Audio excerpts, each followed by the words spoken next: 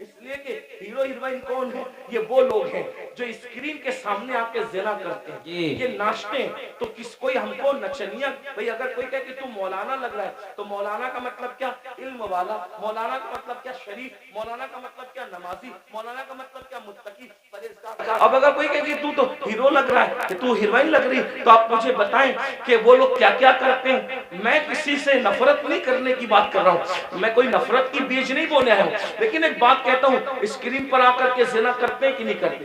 فائشہ سے بھی زیادہ گندے یہ لوگ ہیں کہ فائشہ عورتیں تو چھپ کر کے گھروں میں زنا کرواتی ہیں، لیکن یہ تو اسکرین پر آ کر کے زنا کرتے ہیں، کیمرے کے سامنے آ کے زنا کرتے ہیں، بدکاریاں کرتے ہیں، اور تم خوش ہوتے ہو کہ مجھے تو یہ کہا جا رہا ہے، فلمی اداکارہ سے تشبیہ دی جا رہی، میں کتنی اچھی لگ رہی ہوں، میری بہن یہ گالی۔ اور سن لو، ایک ایسا گندا جملہ سننے کے لیے تم اپنے نبی کو ناراض کر رہے ہو، تم اپنے خدا کو ناراض کر رہے ہو۔ اللہ نہیں رہنے والی، یہ دنیا نے ہمیشہ نہیں رہنا، دنیا نے ختم ہونا ہے، بلکہ دنیا جب ختم ہوگی ہماری زندگی تو دنیا ختم ہونے سے پہلے ہی ختم ہو جائے گی۔ اور بزرگوں نے فرمایا قیامت جب آئے گی ضرور آئے گی، لیکن اس کی قیامت تو اسی دن آ گئی۔ کب آ گئی اس کی قیامت؟ جس دن ہماری روح کا رشتہ ہمارے جسم سے ٹوٹ گیا، جس دن ہمارا انتقال ہو گیا، اسی دن ہماری قیامت آ گئی۔ اب ہم آخرت کی تیاری نہیں کر سکتے۔ میں اپنی بہنوں سے پوچھنا چاہتا ہوں اور آپ سے بھی کہنا چاہتا ہوں، کبھی تصور کیا، اپنی قبر کا تصور کیا؟ ایک دن ہم قبر میں جائیں گے، ضرور جائیں گے، قبر کے اندر داخل ہوں گے، ضرور داخل ہوں گے۔ سوچو تو صحیح، وہاں کا اندھیرا سوچو، جانا تو ہے، اس کا کوئی انکار کر سکتا ہے؟ نہیں کر سکتا۔ جانا تو ہے قبر میں، اندھیرا ہے، کروٹ بدلنے کے لیے بھی جگہ نہیں ہے، وہاں کیڑے ہیں، وہاں مکوڑے ہیں، وہاں سانپ ہے، وہاں بچھو ہے، کوئی بچانے والا نہیں، کوئی مدد کرنے والا نہیں، کوئی مددگار نہیں۔ ذرا میرے بھائیوں غور کرو، میری بہنوں غور کرو، وہ وقت کیسا ہوگا؟ تھوڑی دیر کے لیے، ایک لمحے کے لیے تصور کرو، وہ وقت کیسا ہوگا جب ان گورے گورے خوبصورت نرم نازک گالوں کو قبر کے کیڑے کھا رہے ہوں گے۔ قبر کے کیڑے جب ان کو کھا رہے ہوں گے، اس وقت کیفیت کیا ہوگی؟ ہاں، یہ آنکھیں جس پر غرور اور تکبر اور گھمنڈ کرتے ہو، ان آنکھوں کو قبر کے کیڑے پی چکے ہوں گے، اس کے آنسو پی چکے ہوں گے، اس کے دیدے پی چکے ہوں گے۔ اور اللہ اکبر، یہ جسم، یہ نرم اور نازک جسم جس پہ بڑا گھمنڈ ہے انسان کو، اس کی چمڑی، اس کا گوشت، ہڈیاں، سب قبر کے کیڑے چٹ کر جائیں گے۔ اس وقت ہمارا کیا بنے گا؟ اس لیے میرے بھائیوں، میری بہنوں، اللہ سے ڈرو، ان سب چیزوں کی معلومات حاصل کرو کہ اللہ کا عذاب کیا ہے، اللہ کے عذاب کی شکلیں کیا ہیں۔ اور آج میں تو یہ کہتا ہوں، قبر میں جو عذاب ہوگا وہ تو ہوگا، قبر میں جو سزا ملے گی وہ تو ملے گی، جہنم میں جو ملے گی وہ تو ملے گی، لیکن دنیا میں سزا اللہ دے رہا ہے۔ آج دنیا کے 90% لوگ جو ہے بے چین ہے، بے قرار ہے، مضطرب ہے، وہ لوگوں کو سکون نہیں ہے۔ سب کہتے ہیں حضرت سکون نہیں ہے، کوئی کہتا ہے اللہ حضرت سب کچھ ہے سکون نہیں ہے، کوئی کہتا ہے بیٹی کو رشتہ نہیں ہے، کوئی کہتا ہے اولاد نہیں ہے۔ جس کو اولاد ہے فرما بردار نہیں ہے، فرما بردار ہے ان کو نوکریاں نہیں ہے، گھر میں روزی روٹی کا مسئلہ ہے۔ ہر مسلمان نہیں بلکہ ہر انسان کسی نہ کسی مسئلے میں الجھا ہوا ہے۔ یہ مسئلے کیا ہیں؟ یہ مسئلے نہیں ہیں، یہ مسئلے جو ہے اللہ کے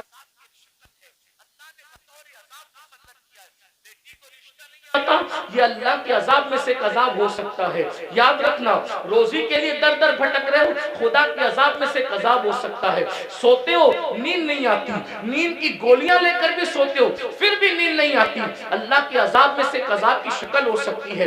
اولاد نافرمان ہے، ماں باپ کو گالیاں دے رہے ہیں، ماں باپ کو گھر سے نکال رہے ہیں، ماں باپ کو ذلیل کر رہے ہیں، ماں باپ کو رسوا کر رہے ہیں، یہ سب کیا ہے؟ اللہ کے عذاب میں سے ایک عذاب ہے۔ اس لیے اللہ کی نافرمانی کرو گے تو یہی ہوگا۔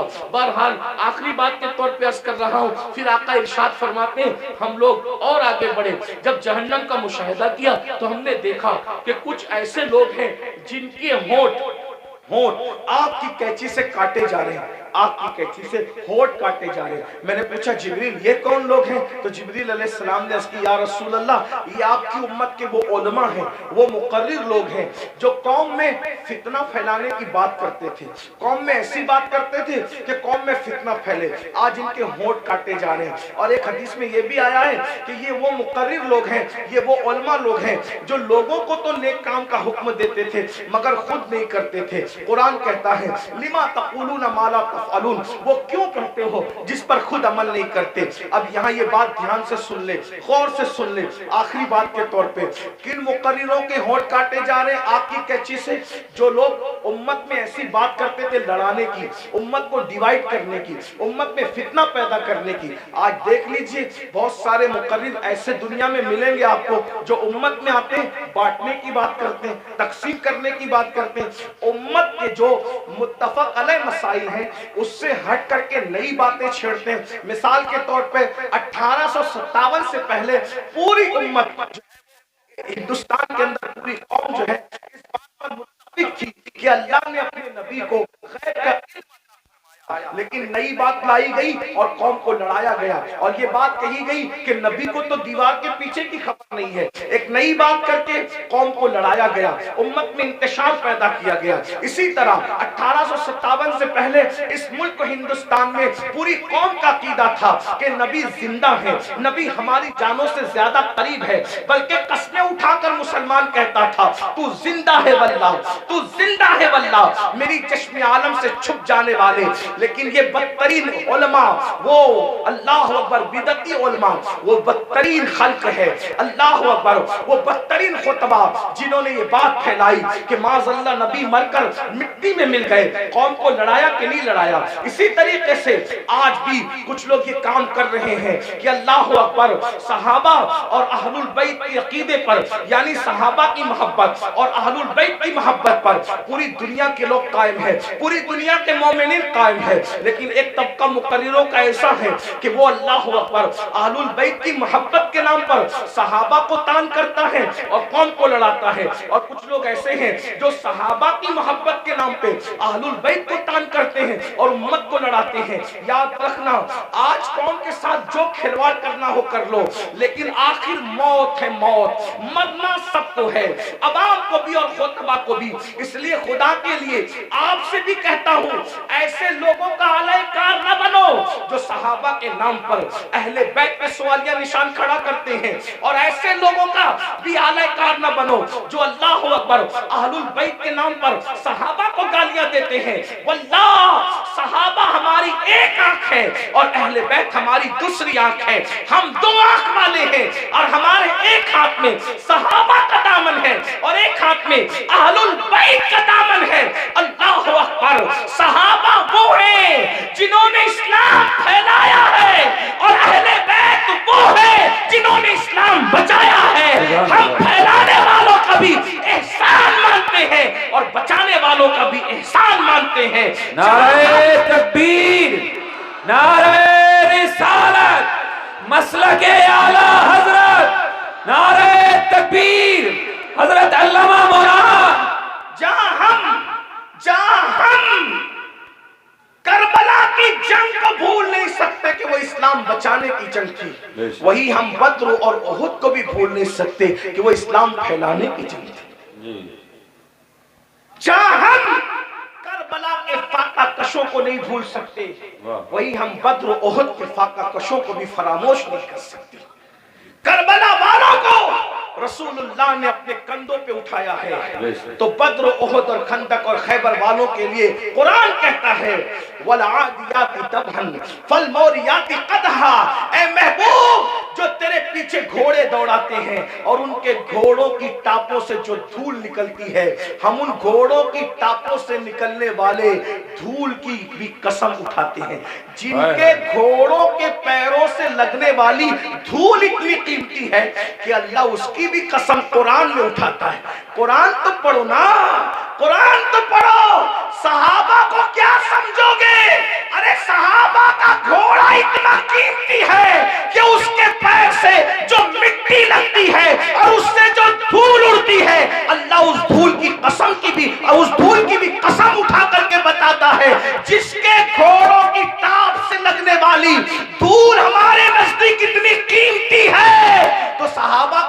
کتنا قیمتی ہوگا، اور جب وہ صحابی کا گھوڑا قیمتی ہے تو اس پہ بیٹھنے والا صحابی کتنا قیمتی واہ سبحان اللہ سبحان اللہ. ذرا غور کیجئے. اس لیے ایمان بچانا ہے تو اعتدال کے مسلک پہ نہیں ہے. اور یہ فکر اعتدال 14ویں صدی میں جن علماء نے دی ہے اس کے سردار کو امام اہل سنت کہتے ہیں، اور وہ اہل سنت کا امام کہتا ہے اہل سنت کا ہے بیڑا پار، اصحاب حضور نجم ہے اور ناؤ ہے، اطرت رسول اللہ کی. تو وہ خطبہ جو فتنہ پھیلاتے ہیں وہ یہ بھی کہتے ہیں بھئی مزار پہ کیوں جاتے ہو، مزار پہ جانا تو شرک ہے، نہ جاؤ مزار پہ، فتنہ پھیلا. ہم کہتے ہیں آپ ذرا ہوش سے بات کریں، کیا مزار پہ جانا شرک کیسے ہو سکتا ہے؟ رسول اللہ نے مزار پہ جانے کا حکم دیا، اور تو کیا معاذ اللہ حضور مزار پہ جانے کا جو حکم دے کر کیا شرک کا حکم دے رہے معاذ اللہ؟ کیا حضور علیہ السلام نے یہ نہیں فرمایا؟ آقا فرماتے ہیں کہ میں نے تم کو پہلے قبروں پہ جانے سے منع کیا تھا، اب تم قبروں پہ جایا کرو، کیونکہ قبروں پہ جاؤ گے تو تمہیں تمہاری آخرت یاد آئے گی. لوگ اس کو بھول گئے، وہ کہتے ہیں نہیں جانا چاہیے شرک ہے. ایک بات آپ سے کہتا ہوں آخری میں، مزار پہ جاؤ کوئی شرک نہیں، بلکہ اللہ کے رسول نے تو 6 سال کی عمر میں جو پہلا سفر کیا تو اپنے والد کے مزار پہ بھی تشریف لے گئے. اور بخاری مسلم آپ اٹھا کر کے دیکھیں، سیاستہ اٹھا کے دیکھیں کہ حضور علیہ السلام شہدائے احد کے مزارات پہ خود تشریف لے جاتے تھے. شہدائے احد کے مزارات پر اللہ کے رسول خود تشریف لے جاتے تھے. سید الشہداء امیر حمزہ کے مزار پر سیدہ فاطمہ الزہرا خود تشریف لے جاتی تھی. غور فرمائیں، آپ غور کیجئے، مزار پہ جانا شرک نہیں ہے. لیکن ایک بات آپ سے سنیوں سے کہنا ہے، میرے بھائیوں سے، مزار پہ ضرور جاؤ لیکن سنت کے مطابق جاؤ. آج ہماری سنی قوم اپنے مسلک کو خود بدنام کرتے ہیں. وہاں جا کر کچھ لوگ علم نہ ہونے کی وجہ سے سجدہ کرتے ہیں. ہمارے مذہب میں، اسلام میں سجدہ کرنا اللہ کے سوا کسی کو جائز نہیں. آپ غلطی کرتے ہو. دیکھو، اگر کوئی مسلمان شراب پیتا ہے تو کیا اس کا الزام اسلام پر آئے گا؟ بولو بھائی، بتائیے صحیح کہہ رہا ہوں غلط کہہ رہا ہوں؟ کیسے اگر مسلمان شراب پیے تو کیا اس کا الزام اسلام پر آئے گا؟ بولے نہیں آئے گا، کیونکہ اسلام نے شراب حرام کیا ہے. اب کوئی شراب پی رہا ہے تو یہ اس کی اپنی نادانی ہے، اسلام کا اس میں کوئی قصور نہیں ہے. تو اگر معاذ اللہ کوئی جاہل ان پڑھ قبر پہ جا کے سجدہ کر رہا ہے تو اہل سنت اس کی تائید کبھی نہیں کرتے.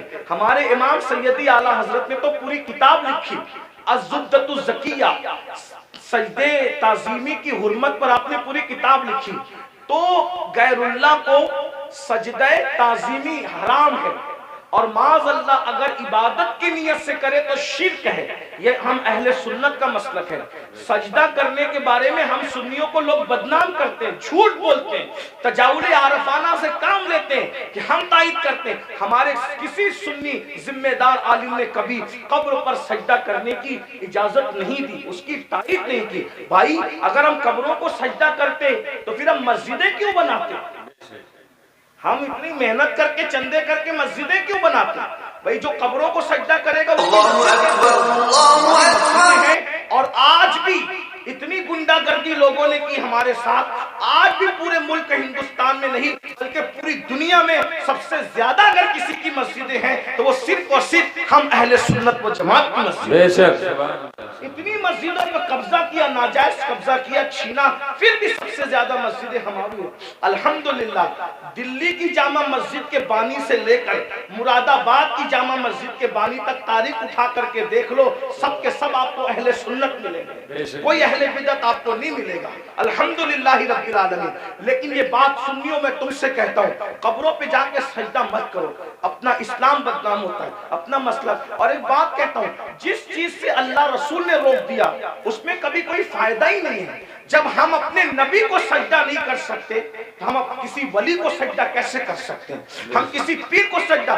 آپ کو میری بات بری لگے گی تو معاف کرنا، لیکن یہ میں آپ کی آخرت کے لیے کہہ رہا ہوں. آپ سوچیں گے نہیں ہمیں تو فلاں نے بتایا. ایک بات میں آپ سے کہہ دوں، آپ کس کے مرید ہیں؟ آپ کہیں گے میں قادری سلسلے میں مرید ہوں، کوئی آپ کہیں گے میں چشتی سلسلے میں مرید ہوں، کوئی کہے گا میں نقشبندی سلسلے میں مرید ہوں، کوئی کہے گا میں سہروردی سلسلے میں مرید ہوں، کوئی کہے گا میں مداری سلسلے میں مرید ہوں، کوئی کہے گا میں وارسی سلسلے میں مرید ہوں، کوئی کچھ. سب سلسلے جو حق ہے، جتنے بھی سلسلے حق ہیں، سب سلسلے ہمارے سر اور آنکھوں پر ہیں.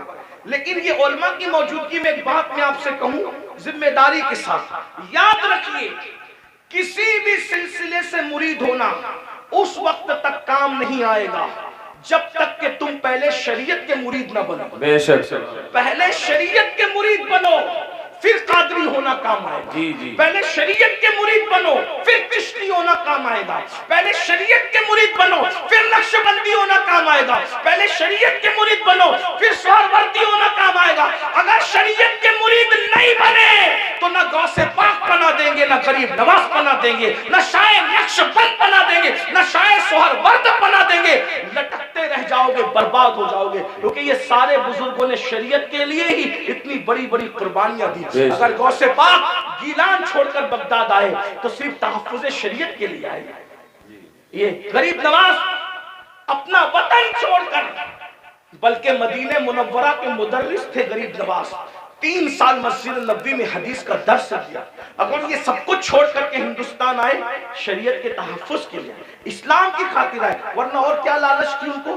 کیا کوئی تخت پہ بیٹھنا تھا، کوئی تاج حاصل کرنا تھا، کسی کی کٹیا پہ حملہ کرنا تھا، کسی کی زمین پہ قبضہ؟ کچھ بھی نہیں. ایک ہی مقصد تھا، بھٹکے ہوئے آہو کو پھر سوئے حرم لے چلے. دین کے لیے آئے تھے.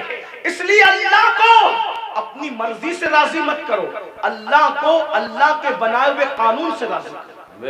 اللہ کو اللہ کی مرضی سے راضی کرو. تو یہ قبروں پہ سجدہ کرنا حرام ہے اگر سجدہ تعظیمی ہے تو، اور اگر سجدہ عبادت ہے تب تو مشرک ہو گئے، ایمان ہی نہ رہا. اسی طریقے سے قبروں پہ جاؤ تو بزرگوں کے طریق پر جاؤ، ہاتھ باندھ کر باوضو جاؤ، اور کم سے کم 2 ہاتھ دور کھڑے رہو، اور بزرگوں کی ولیوں کی قبروں کی ایسی تعظیم کرو جیسا ان کی ظاہری حیات میں مل جاتے، جیسے تعظیم کرتے ویسے تعظیم کرو. بتاؤ کیا اگر غوث پاک غریب نواز اور بزرگان دین ہمیں مل جاتے تو ہم ان کے اوپر ایسے لٹکتے، ایسے لٹکتے، ان کے اوپر ایسے گرتے پڑتے جیسے قبروں پہ گرتے پڑتے؟ عقیدت اپنی جگہ. بلکہ آپ کو کہتا ہوں رسول اللہ کی مزار انور کو دیکھا تو سیدی اعلیٰ حضرت پکار اٹھتے، پیش نظر وہ نو بہار، پیش نظر وہ نو بہار، مگر سجدے کو دل ہے بے قرار. عاشق تھے نا، عاشق تھے نا، یار کا جلوہ دیکھا وہ کہنے لگے سجدے کو دل ہے بے قرار. مگر عاشق ہو کر بھی ادب کا دامن ہاتھ سے نہ چھوٹے، شریعت کا دامن ہاتھ سے نہ چھوٹے. فوراً کہتے ہیں مگر کیا کروں؟ روکیے، سر کو روکیے. ہاں یہی امتحان کیا بات ہے، یہ امتحان ہے ہمارا. اس لیے اب ایک بات کہہ دوں، کڑوی لگے تو معاف کرنا، جن کو سجدہ کرنا حرام ہے وہاں جا کے سجدے کرتے ہو، اور جس کو سجدہ کرنے کا حکم ہے اس کو سجدہ نہیں کرتے. دیکھ لیں ہماری قوم کا حال دیکھیں، جو 700 مرتبہ پورے قرآن میں کہے کہ مجھے سجدہ کرو اس کو سجدہ نہیں کر رہے، اور جس کو سجدہ کرنا حرام ہے وہاں جا کے سجدہ. نادانی دیکھو، علم نہیں نا، یہ جہالت، ان پڑھ پڑھ. یہ علم نہ ہونا ساری گندگی کی جڑ ہے. اس لیے علم حاصل کرو، اپنے بچوں کو بھی علم کے قریب لاؤ. اتنا علم اپنے بچوں کو دے دو.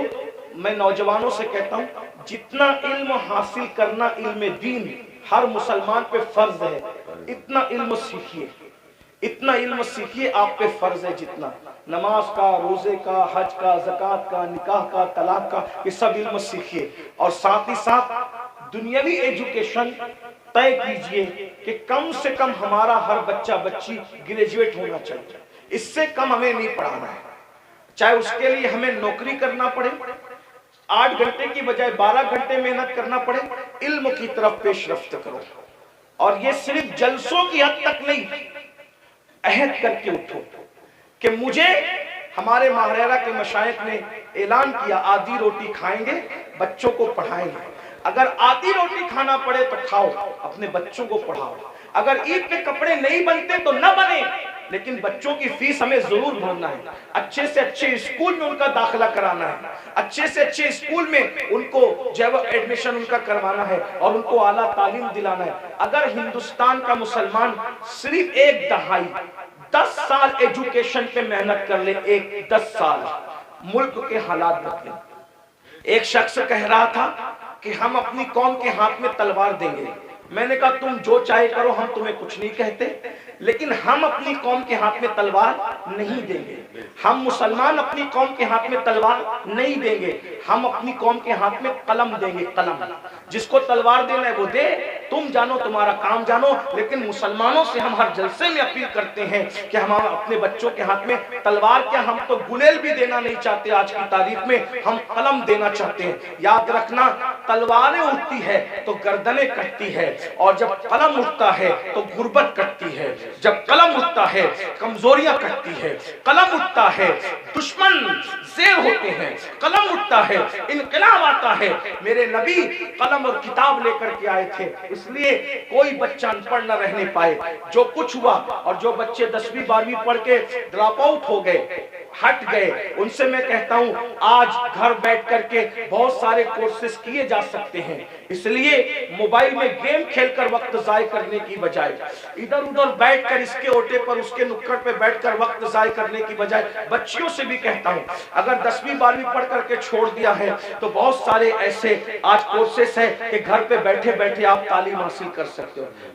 لاک ڈاؤن کے اندر میں بھی جو ہے وہ 11ویں پڑھ کے میں نے چھوڑ دیا تھا۔ میرے 11ویں پڑھ کے چھوڑنے کا واقعہ بھی ایک عجیب سا ہے۔ اصل میں سنی دعوت اسلامی کے ماحول میں تھا۔ میں 11ویں میں جب جونیئر کالج میں میرا ایڈمیشن ہوا، ماں باپ کی تمنا تھی کہ اس کو ٹیچر بنائیں گے، تو خاص طور پہ امی کی تمنا تھی اس کو ٹیچر بنائیں۔ میں جیسے جونیئر کالج میں نے قدم رکھا تو دیکھا کہ لڑکے اور لڑکیاں ساتھ پڑھتے ہیں اور بے پردہ ہیں، اور 11ویں پہنچنے کے بعد سب بالغ ہو گئے۔ تو اتنا شعور نہیں تھا مجھے، لیکن اتنا تو تھا کہ لڑکیوں کے ساتھ نہیں بیٹھا جا سکتا بے پردہ۔ تو میں نے ٹیچر سے کہا، کلاس ٹیچر سے، عبدالعزیز سر ہمارے تھے، میں نے کہا کہ لڑکیوں کے ساتھ تو بیٹھنا ناجائز ہے۔ وہ ہنسنے لگے، بولے حیرت ہے اس دور میں ایسی بات کوئی کرتا ہے، تو پاگل تو نہیں ہوا؟ میں نے 1 مہینے تک کے یہ بات کرتا رہا۔ آخر ہمارے پرنسپل نے کہا ایسی بات نہیں۔ میں نے کہا یا تو ڈیوائیڈ کر دیں یا تو پھر ہم چلیں، اور میں نے جو ہے وہ پھر اس کے بعد چھوڑ دیا۔ میرے سر میرے گھر تک آئے، اتفاق سے وہ میرے ابا کے بھی کلاس ٹیچر رہ چکے تھے، اور میرے بھی ایک ہی اسکول میں، ہمارے ابا نے بھی پڑھا ہم نے بھی پڑھا۔ تو وہاں پر وہ آئے، کہا کہ ابا، وہ کہا کہ تیرے بیٹے کو سمجھا کہ یہ پاگل تو نہیں ہوا ہے؟ میں نے کہا کچھ بھی ہو میں نے نہیں پڑھنا، شریعت نے منع کیا، حالانکہ آپ ایسا نہیں کرنا ہے۔ علماء سے آپ پوچھنا، علماء آپ کو بتائیں گے حالات کے تحت معاملات ہوتے ہیں، لیکن اس وقت ماحول ایسا تھا ہمارا سنی دعوت اسلامی کا ماحول، تقوی کا، پرہیزگاری کا۔ اب تو ہم متقی نہیں ہیں، وہ پرہیزگاریاں ہی نہیں ہیں، لیکن بہرحال تو وہ ماحول تھا تو ہم نہیں گئے پھر۔ لیکن میرے عزیز ساتھی، میرے بڑے بھائی کی طرح، وہ بھی ایک اسکول کے پرنسپل اور ہماری سنی دعوت اسلامی کے رکن شورا ہیں، قاری رضوان خان صاحب، اس نے کہا کہ پڑھ لے بھائی ورنہ ایسے ہی رہ جائے گا۔ میں نے کہا اگر میں اچھی نیت سے اللہ کی شریعت کے لیے چھوڑ رہا ہوں تو اللہ اس کا صلہ مجھے دے گا، اور اللہ نے مجھے صلہ یہ دیا کہ آج میں ایک English medium school and junior college کا چیئرمن ہوں الحمدللہ، اور تقریباً 50 ٹیچرز جو ہے وہ اس وقت کم و بیش الحمدللہ جو ہے وہ ہمارے انڈر میں کام کرتے ہیں۔ یہ کرم ہے، مجھے یہ یقین ہے شریعت کا دامن جس نے پکڑا ہے تو اللہ نے اس کو کبھی ذلیل نہیں ہونے دیا، رسوا نہیں۔ لیکن بہرحال پھر مجھے احساس تھا کہ میں پڑھ نہیں سکا، پھر میری پوری توجہ دینی تعلیم کی طرف ہوگی۔ ویسے میں 7th اور 8th سے میں جو ہے وہ عالم کورس کی طرف چلا گیا تھا، لیکن میں نے سوچا کہ پوری توجہ 11ویں کے بعد اسی پہ مرکوز کر دی جائے، اسی طرف میں نے توجہ رکھی۔ لیکن پھر مجھے احساس تھا کہ میں نے دنیاوی تعلیم کو بھی آگے بڑھا، تو لاک ڈاؤن کا فائدہ اٹھاتے ہوئے پھر میں نے ایم اے کے اندر ایڈمیشن لیا ابھی، ہاں الحمدللہ، ہاں، اور اس کے پہلے ایگزام میں شرکت کا پروگرام تھا اور اس کی تاریخ اور حج کی تاریخ سیم ہو گئی تو نہیں دے سکا، لیکن بہرحال میں نے اس طرف پیش رفت کی، اور انشاءاللہ تو آپ سے بھی میں کہتا ہوں، میں یہ آپ کو ہی کہہ کے جا رہا ہوں نہیں، میں آپ سے، میں نے خود بھی اس پر عمل کیا ہے الحمدللہ، اور میں انشاءاللہ تعالیٰ اس کی کوشش کروں گا کہ 1 سال میں اس کی تکمیل کروں جو رہ گیا ہے۔